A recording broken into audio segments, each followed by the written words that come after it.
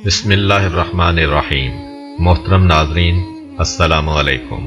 حضرت داؤد علیہ السلام کے زمانے میں ایک نادار و بے نوا خاتون تھی۔ اس کے پاس جو تھوڑی بہت رقم تھی اس سے اون یا روئی وغیرہ خریدتی اور اسے کاٹ کر اس کی اٹیاں بناتی، پھر انہیں بیچ کر انتہائی سادگی سے اپنی اور اپنے بچوں کے اخراجات پورے کرتی تھی۔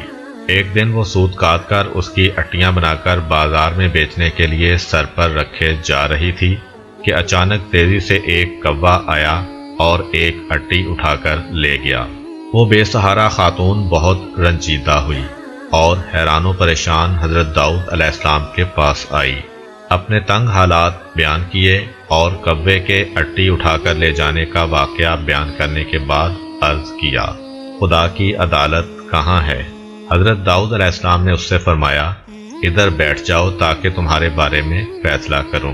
ایک طرف یہ واقعہ پیش آیا اور دوسری طرف یہ ہوا کہ کچھ لوگ کشتی کے ذریعے دریا عبور کر رہے تھے۔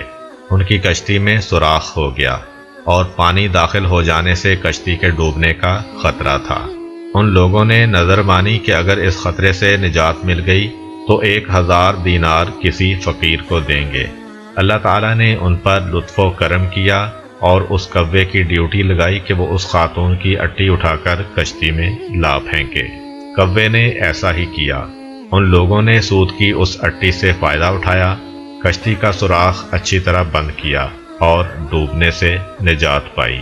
جب وہ لوگ ساحل پر پہنچ گئے تو اپنی نظر ادا کرنے کے لیے سیدھے حضرت داؤد علیہ السلام کی خدمت میں حاضر ہوئے اور 1000 دینار حضرت کی خدمت میں پیش کرتے ہوئے اپنے دریا سے نجات پانے کا پورا واقعہ تفصیل کے ساتھ سنایا۔ حضرت داؤد علیہ السلام نے اس خاتون کے سامنے خدا کی حکمت و عدالت بیان کی اور وہ 1000 دینار اسے دے دیے۔ وہ خاتون بہت خوش ہوئی اور سمجھ گئی کہ خدا سے زیادہ کوئی بھی عادل تر اور احسان کرنے والا نہیں ہے۔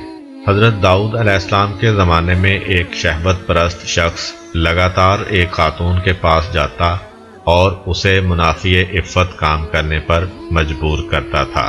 اللہ تعالیٰ نے اس خاتون کے دل میں ایک بات ڈالی کہ اس شہوت پرست شخص سے کہے کہ تو جب بھی میرے پاس آتا ہے اس وقت ایک اجنبی شخص تیری بیوی کے پاس جاتا ہے۔ اس خاتون نے یہ بات اس شخص سے کہی تو وہ فوراً دوڑا دوڑا اپنے گھر گیا اور کیا دیکھا کہ ایک اجنبی اس کی بیوی کے ساتھ ہم بستر ہے۔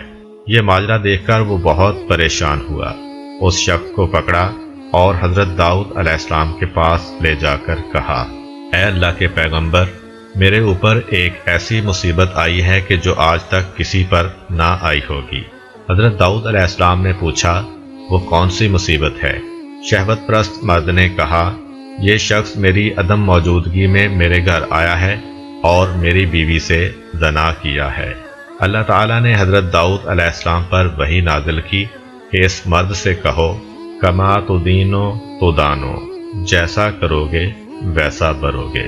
ایک دن حضرت داؤد علیہ السلام گھر میں بیٹھے ہوئے تھے۔ آپ علیہ السلام کے پاس ایک فقیر اور پریشان حال نوجوان بھی بیٹھا ہوا تھا۔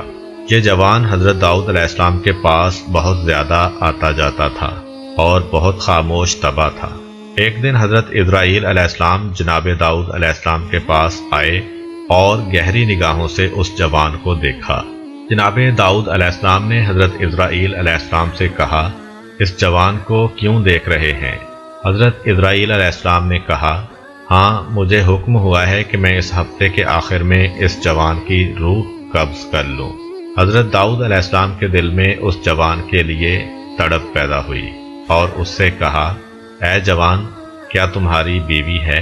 جوان نے کہا، نہیں، ابھی تک میں نے شادی نہیں کی ہے۔ حضرت داؤد علیہ السلام نے اس جوان سے فرمایا، فلاں شخص جو بنی اسرائیل کا مشہور و معروف اور بزرگ فرد ہے کے پاس جاؤ اور اس سے کہو کہ داؤد علیہ السلام تمہیں حکم دے رہے ہیں کہ اپنی بیٹی کو میری زوجہ بنا دو، پھر اس کے ساتھ شادی کرنے کے بعد رات کو اس کے پاس رہو۔ تمہارے زندگی بھر کے جتنے بھی اخراجات ہیں یہاں سے اٹھا کر لیتے جاؤ، البتہ 7 دن بعد دوبارہ میرے پاس آنا۔ حضرت داؤد علیہ السلام کا پیغام اس بات کا موجب بنا کہ اس معروف شخصیت کی بیٹی مذکورہ جوان کی بیوی بنی۔ اس جوان نے حضرت داؤد علیہ السلام کے حکم کے مطابق عمل کیا اور وہ 7 دن کے بعد دوبارہ حضرت داؤد علیہ السلام کے پاس آیا۔ حضرت داؤد علیہ السلام نے اس سے پوچھا، اے جوان، تمہارے یہ دن کیسے گزرے ہیں؟ جوان نے کہا، یہ دن اتنے اچھے گزرے ہیں کہ پوری زندگی میں پہلے کبھی ایسے نہیں گزرے۔ حضرت داؤد علیہ السلام نے فرمایا، بیٹھ جاؤ۔ وہ بیٹھ گیا۔ وہ کافی دیر وہاں رہا، لیکن حضرت اسرائیل علیہ السلام اس کے پاس نہ آئے۔ حضرت داؤد علیہ السلام نے اس جوان سے کہا، اٹھو اور اپنی زوجہ کے پاس جاؤ اور 7 دن کے بعد دوبارہ یہاں آنا۔ وہ چلا گیا۔ 7 دن گزرنے کے بعد وہ حضرت داؤد علیہ السلام کی خدمت میں حاضر ہوا۔ تیسری مرتبہ پھر حضرت داؤد علیہ السلام نے وہی حکم دیا۔ وہ 7 دن بعد پھر حضرت داؤد علیہ السلام کی خدمت میں حاضر ہوا۔ اس دوران میں جناب اسرائیل علیہ السلام تشریف لائے۔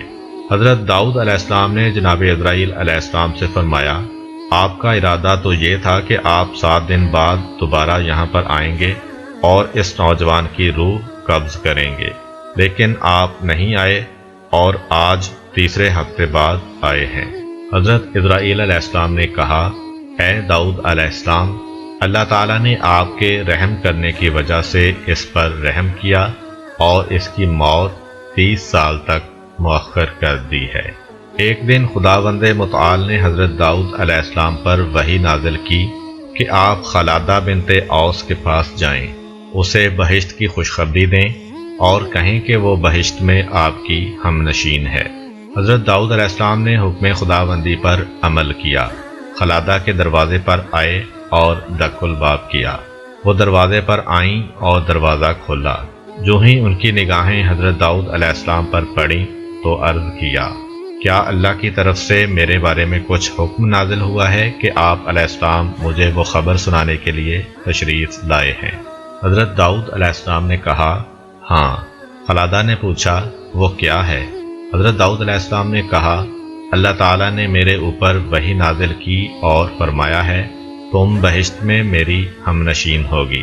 خلادہ نے کہا، آپ کو شبہ ہوا ہے، وہ میں نہیں ہوں بلکہ کوئی میری ہم نام ہے۔ حضرت داؤد علیہ السلام نے کہا، ایسا نہیں ہے بلکہ یقیناً وہ تم ہی ہو۔ خلادہ نے کہا، اے پیغمبر خدا، آپ علیہ السلام سے جھوٹ نہیں بول رہی ہوں، خدا کی قسم میں اپنے اندر ایسی کوئی خوبی نہیں دیکھ رہی کہ بہشت میں آپ کی ہم نشین بنوں۔ حضرت داؤد علیہ السلام نے کہا، تم اپنے باطنی امور کے بارے میں کچھ گفتگو کرو تاکہ جان سکوں کہ کیسی ہو۔